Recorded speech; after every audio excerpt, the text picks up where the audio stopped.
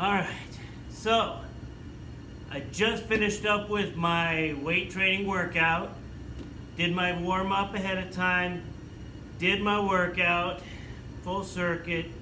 Now it's time for the cool down, that next phase. So, talking about how to cool down. First thing is, your cool down is dependent upon whatever activity that you did. My activity was weightlifting. So, my cool down should be based upon that. I'm not going to go out and do the same cool down as I would, say, if I were to go and run a mile or 2 or 3 or 20, which I'm not running 20 miles, but at least not anymore. Some different things to keep into consideration and how to cool down. One, you want to continue to use the muscles that you were using. So say I just finished up with the bench press. The muscles I use on that are my chest and a little bit of arms and shoulders. So I want to focus on those with the cool down. You also want to continue the kind of motions that you're doing. If you're going out and you're running a mile, a good cool down should have you doing some jogging, some light jogging, at the very least some walking. Just like when we do our mile runs, you have to walk laps around the baseball diamond to cool down. So you're still doing some of that. Then you can also add in some dynamic stretching. In the videos that you saw from Monday and Tuesday, you saw them doing some various dynamic stretching, the sweeping across toe touch one, different things like that. Also some static stretching. That at the end of your workout, when your muscles are nice and warmed up and pliable, they're easy to move, easy to stretch, that's a good time to do your static stretching. That's where you get into a position and you hold that stretch, generally for 30 to 45 seconds, whatever that stretch would be. For bench press, I'm going to be doing this one, holding it for 30 to 45. This one, same thing.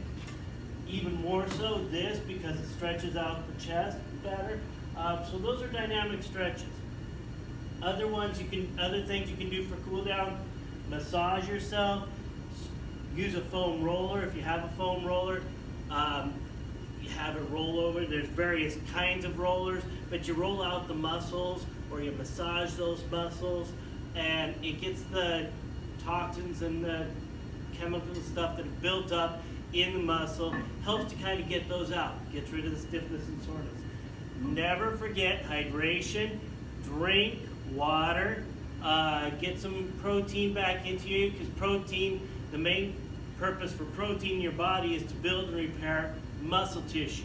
And when you work out, you break down that muscle tissue. So some protein at the end helps with quicker recovery of those muscles. And that's what most of these are designed for, is to get your muscles recovered from that workout quicker, as well as get your heart rate to come back to normal and get your breathing rate back to normal, get your body temperature down. But you don't just stop.